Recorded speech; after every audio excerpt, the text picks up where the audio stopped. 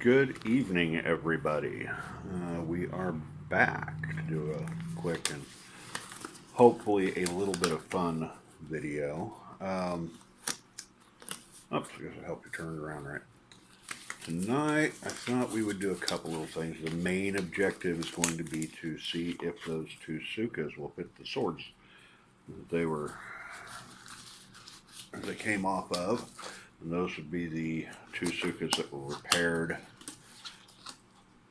day before yesterday. So, if if you don't know what that's about, feel free to go back and see the video. If you don't want to bother with that, the long and short of it is that I had two swords with a similar problem with two different causes, and one of them I glued and bound the Tsuka up to keep it from cracking again, which was the problem. They were both cracked. The other one I think was a little bit different problem, and both of them I think were just poor production. I mean, these are cheap swords, you know. But the second one, I think one of a couple of things happened. One, they either didn't cut the tank small enough, and when they shoved it in the Tsuka, it just blew apart. Or maybe the wood was a little green because it seems very springy. It's not a completely dried wood. So I think maybe it may have shrunk a little bit and popped open. Now, that one I didn't glue because I just want to reinforce it. It was an extremely tight Tsuka to begin with. So binding it is only going to make it worse. But I'm hoping that the binding will keep it together, and instead of forcing the wood apart, it will force the blade to kind of make the wood conform to the right shape. But before we get to that, thought we would have a little bit of fun. I found a few items today that I had forgotten I even owned. Um, One of them is this bad boy. This is a Tai Chi fan. Let me back up here a little bit. Um, this is a steel bladed fan. All of these little fins here are steel. Now, I guess if you were going to do Tai Chi, you would have a lot more uses for it. For me, this is just the perfect fan. This is great in the summertime. Now, the pop does get people's attention, but I got to tell you, this thing weighs, oh, I don't know, a good, geez, at least a pound, pound and a half. It's a heavy piece of kit. And if you ever needed something for self protection, I mean, yeah, they'll look at why are those metal. But I've carried this thing around in the summertime, and I would not want to be stabbed with, even though it's blunt with this end. I definitely wouldn't want to be hit with this end. And this has, I don't know if you can see how they're raised right here, these black bits. It actually has a handle so you can grip it and make it bigger. So this is kind of a handy dandy little impromptu uh, self defense weapon. And it definitely gets people's attention. So I found that the other day. I thought that was fun.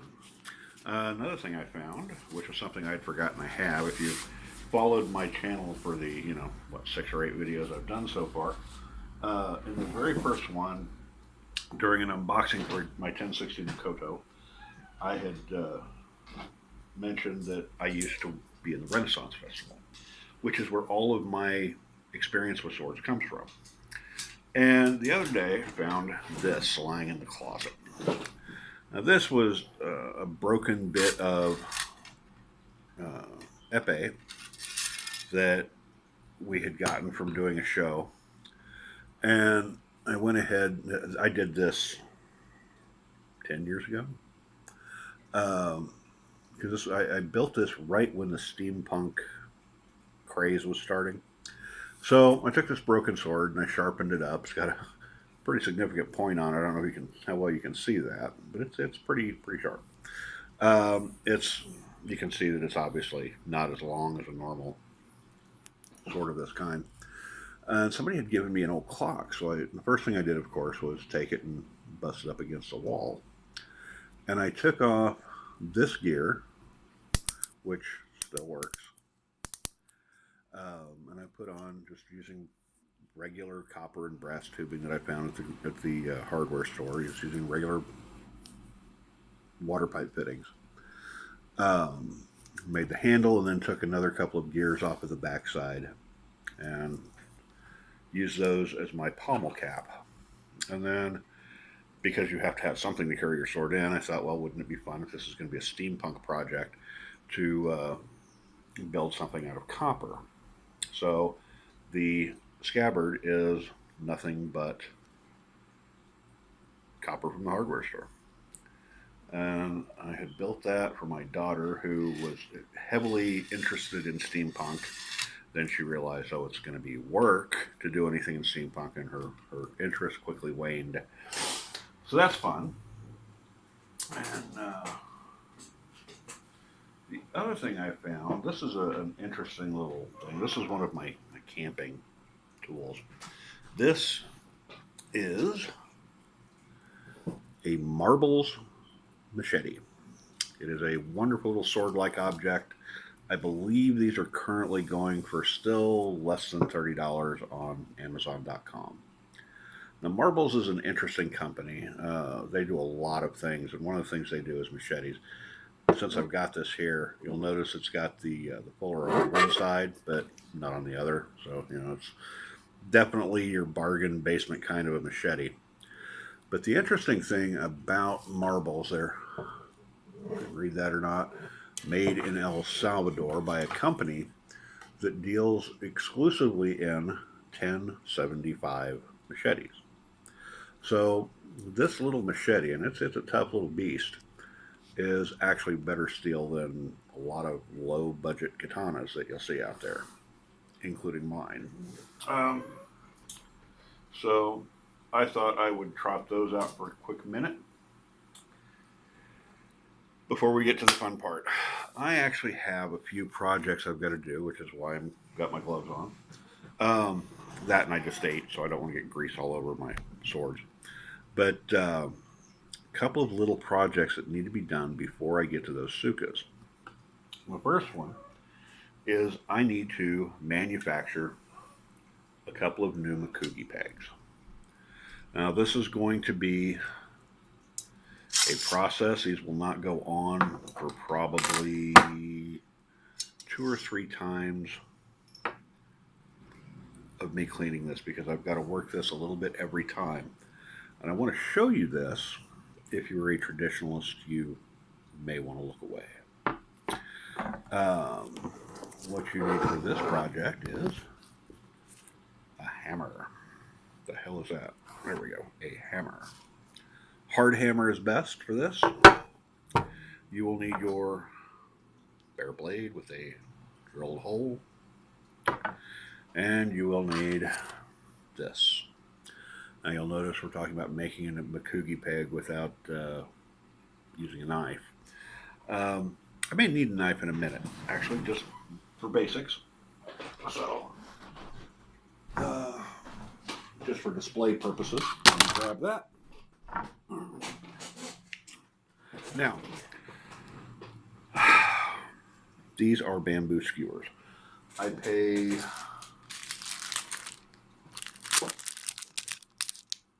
$3, $2.49 plus tax at the Chinese store down the street.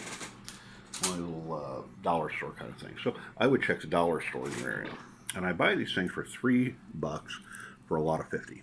And these are 5.5 millimeter centimeter. No, millimeter. 5.5 millimeter by 20 centimeter skewers.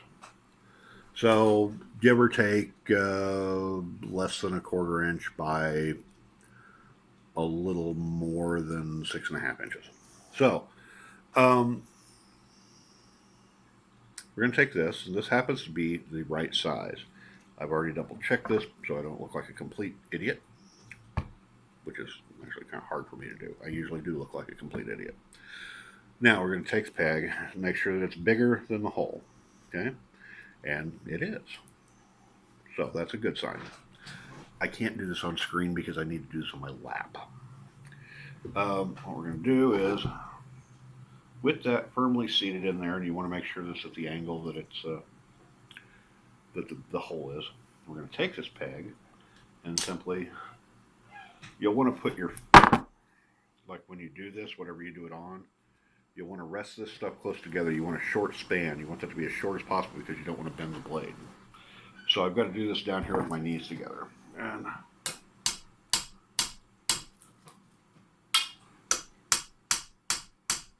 that's all I'm going to do is just pound it. Because since steel happens to be a little bit stronger than wood, what that is going to do is shave the edges of the bamboo off. Now, this is not something you can do right away. It's easy.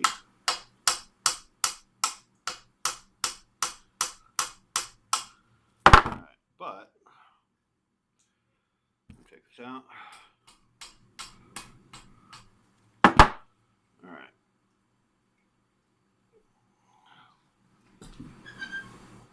This is why you have to do it a couple of times. Because you've really got to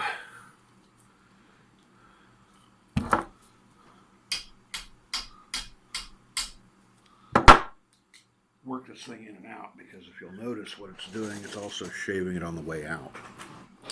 So you have to do this a couple of times. There. Now, which is a good thing for a knife, and you see it's a little ugly. So you can take that at that point and just take off the shavings.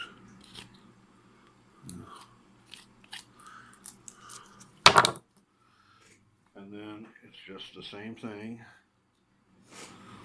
You do this 2 or 3 times because you want it to go in properly.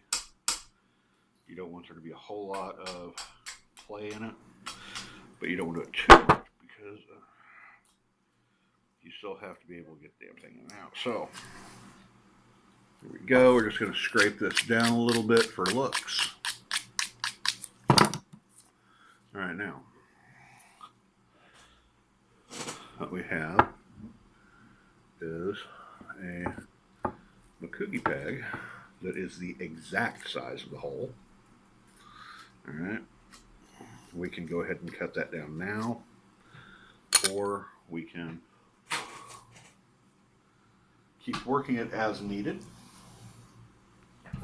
And that is the easy way to make a Mekugi. And what I'm going to do now is, where we go, ba-dum-bum-bum, take my pen, and I want to just write what it's for.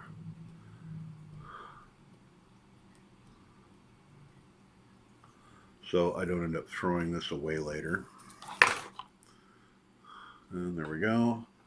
Mekugi peg. And I will stick that in my work box.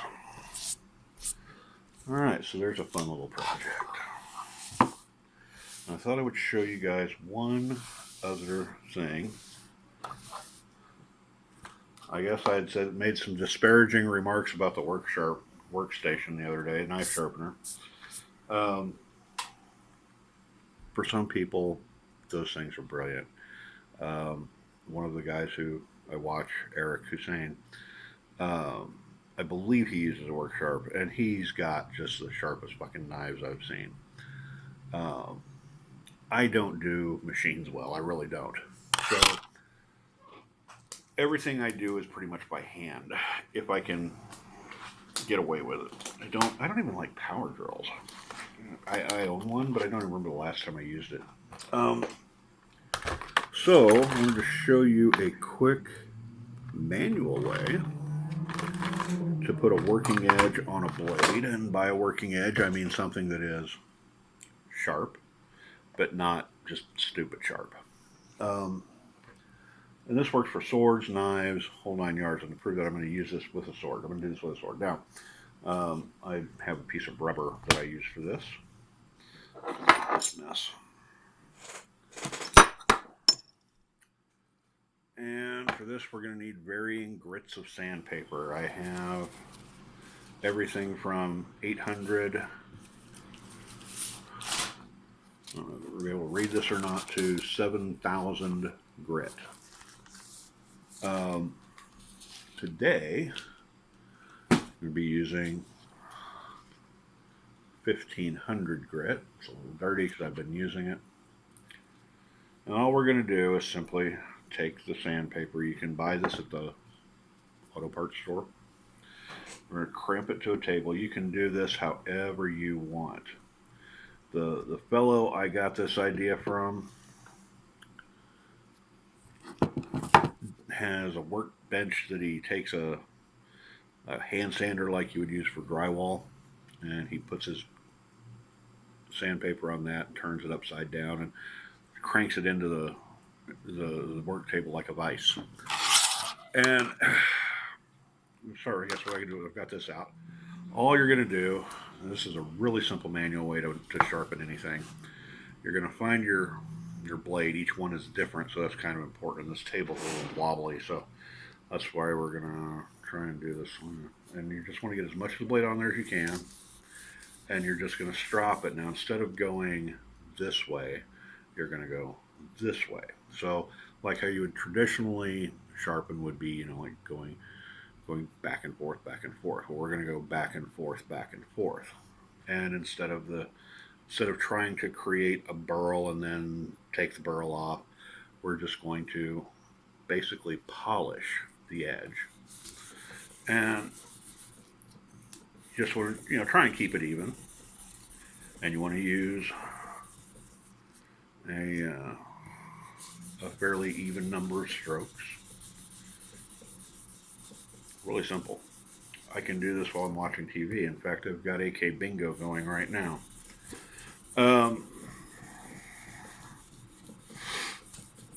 Real simple technique. So the question is it sharp? Well, if you do it right, yes, it's sharp. So, not bad for it's longer than the blade. Now, this is not going to be stupid sharp, like I said, but it's workable. So, can you do that with a sword? Well, certainly you can do that with a sword. I happen to have a sword blade right here because I was just working with it. So, same thing. Now, the advantage is you can do, once you find your mark, you can do short bits and then overlap them and go to the next section. Or once you get down to it, you can use your fingers as a guide. And you're not even using a whole lot of pressure here. You can go almost the entire length of the blade in a uniform angle. We're just going to do a couple, because it's actually pretty well done already. This is a little bit slower because it's grabbing my gloves. Normally I don't wear gloves for this, but like I said, I just finished eating dinner. Alright. That'll be good. Okay, so again, is it sharp? Well, it's not stupid sharp, but it's sharp. So, there you go. Very simple. Like I said, I watch TV while I do this. I've got, you may see this up here. Instead of a TV, I watch everything on a projector. And my entire wall, my current video screen is about 10 foot wide by 4.5 feet high. Brilliant. Best investment I ever made. So, now, moment of truth. Whee! Get rid of this. I guess it's enough fun and games for one night. I will oil this later. Now I've got to get through this. I have a new phone, and I don't know how much memory I'm able to use. You may have noticed yesterday's video was about 20-25 minutes long. So clearly it is better than my last phone. Alright, now you may recall that I like polishing my habakis. I'm going to put that on. And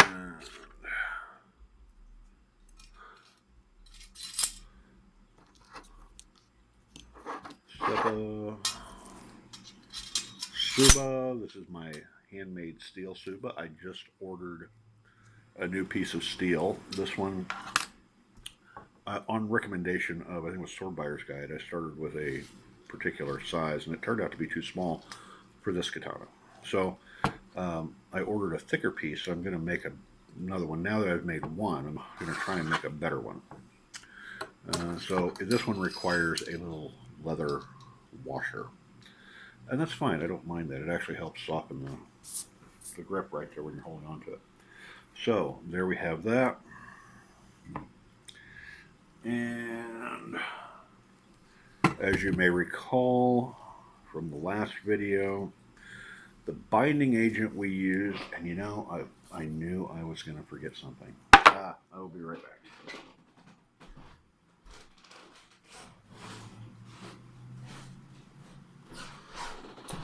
Lighter. I wanted to show you this. And what we did was, you can see I've still got the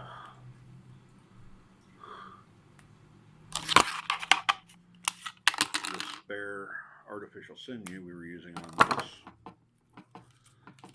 to hold it together. I got tons of this stuff. Okay, so put that one over there.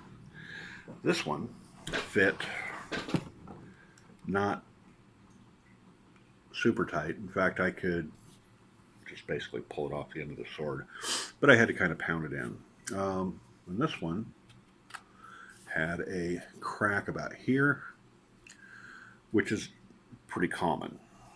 And what I did was I put some glue in there, and then I bound it with artificial sinew to reinforce that glue.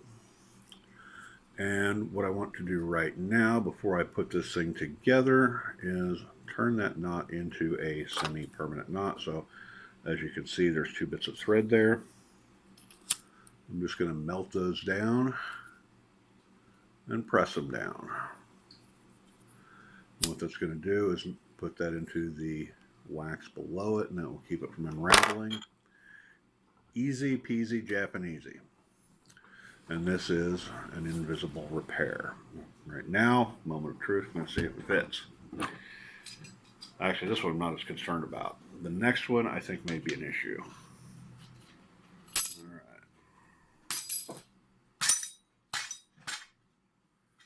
Alright, so you can see this is about how much I've got to go. So I think what we're going to do is force that mess up there and grab ye old rubber mallet.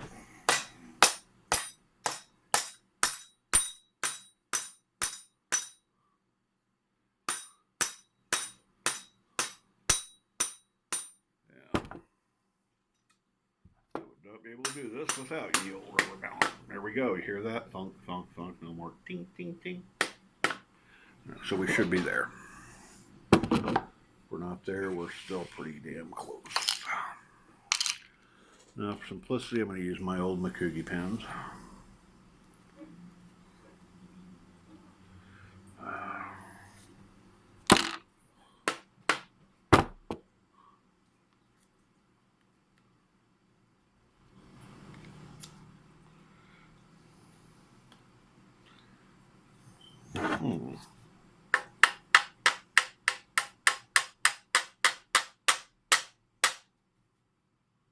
Don't much like that.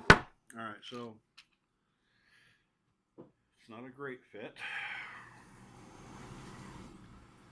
It doesn't seem to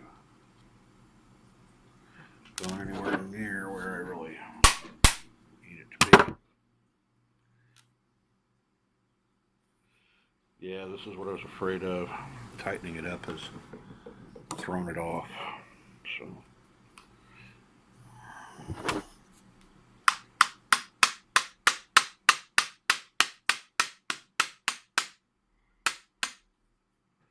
this is what I was afraid of, but it goes together. So, one down. We will call that a success for the moment.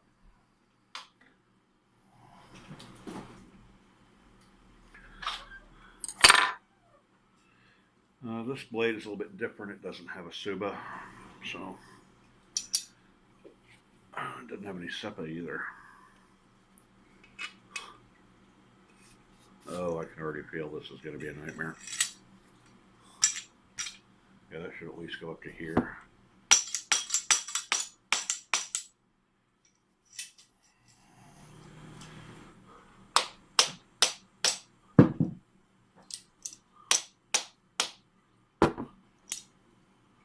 Yeah, this is going to be ugly.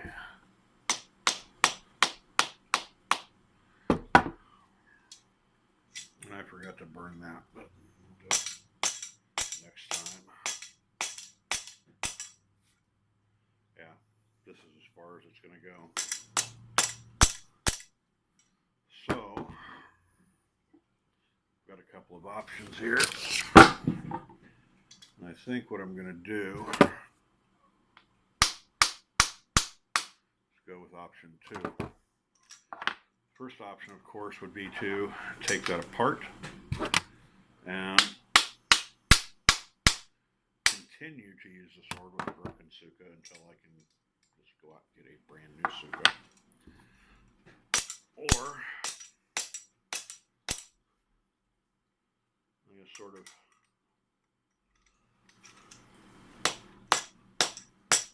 play with it like this back and forth until we wear enough, because that's a little bit closer. In fact, maybe we'll get it on here now.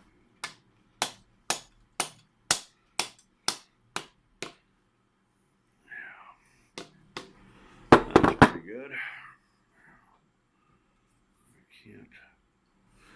This actually looks as though it lined up.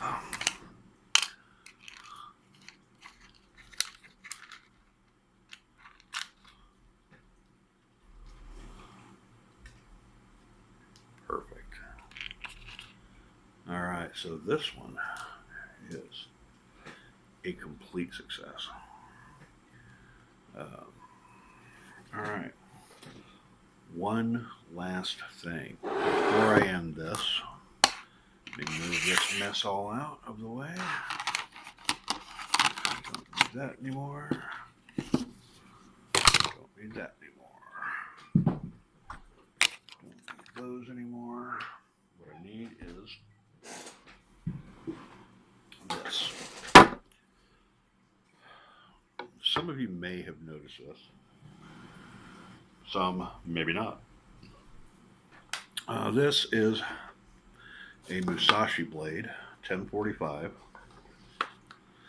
I think it's called a Zetsurin or something like that.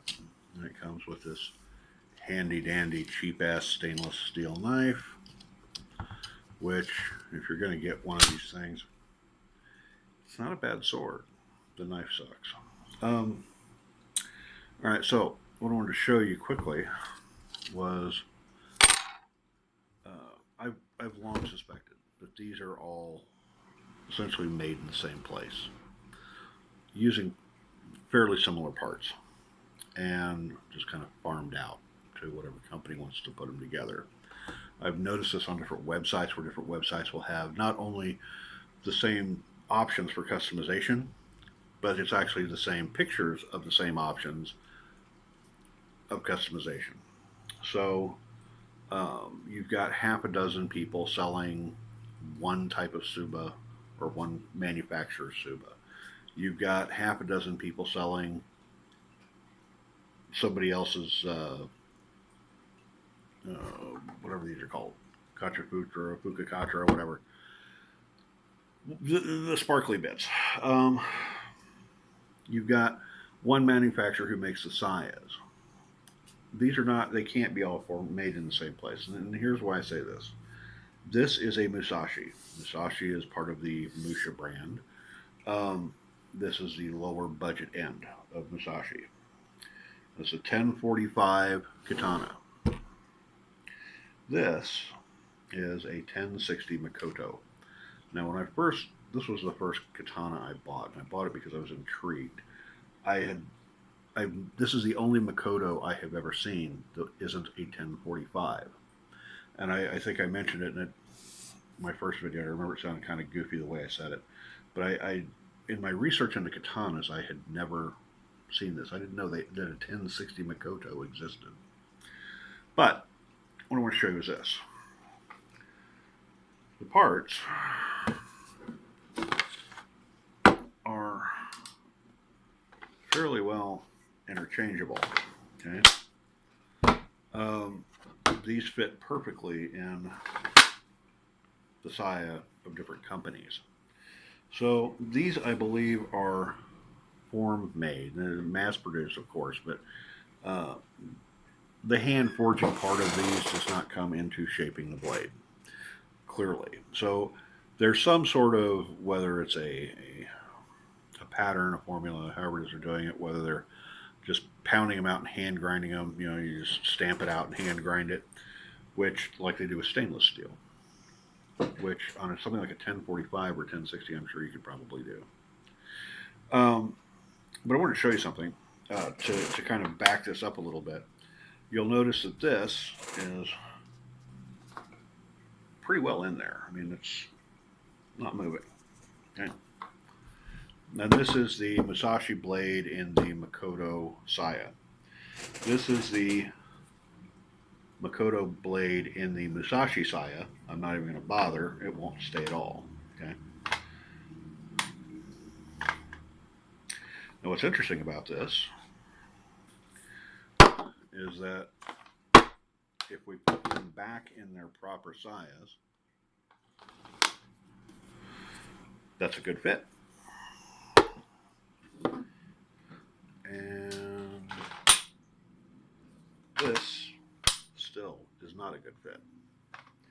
So something is wrong where this blade kind of somehow is maybe just fractionally smaller or something, because everything on these blades is interchangeable. Um, so this goes back to something one of my subscribers wrote, and there's only 10 of you, so I should remember your name. I'm a bad monkey. I'm sorry, I don't remember your name. But this has been some time ago. Had talked about sourcing parts and doing repairs. And I'm working on the repair bit right now with this short series. This is probably going to be the last one for a while until I have a serious issue um, to work with, because I only have the 3 katanas. And I'm currently still working on Iaido before I go out into the cutting edge of it, the cutting part. Thomas Shigiri is very interesting. It's very fascinating to me, but it's also very expensive for me, especially in 2020.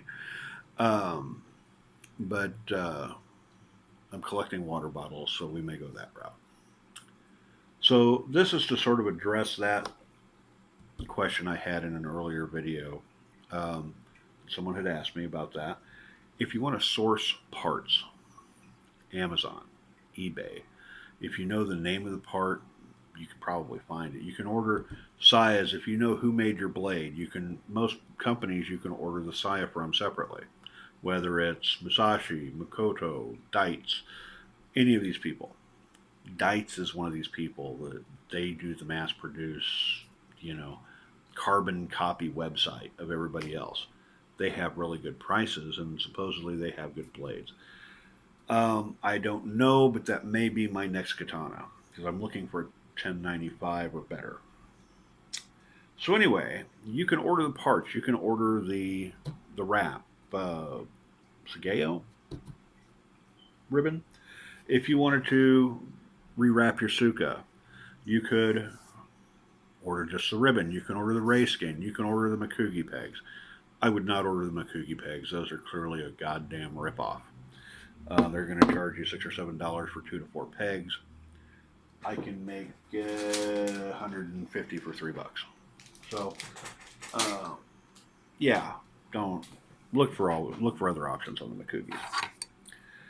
Um, there's no reason you can't make a replacement knife or have one made. This is like a paring knife, man. It's just a cheap ass stainless steel blade. There's nothing to it. If you bend it, it's going to stay bent. You can make better on a grinder. So when you're sourcing parts, go through the usual suspects: eBay, Amazon, uh, Alibaba. Alibaba's got good prices, but the problem with Alibaba is you're going to have to pay for any tariffs and all that shit coming into the country. Other than that, Alibaba's great. I actually did a kind of a rough and ready kind of a study, I guess. I looked into it.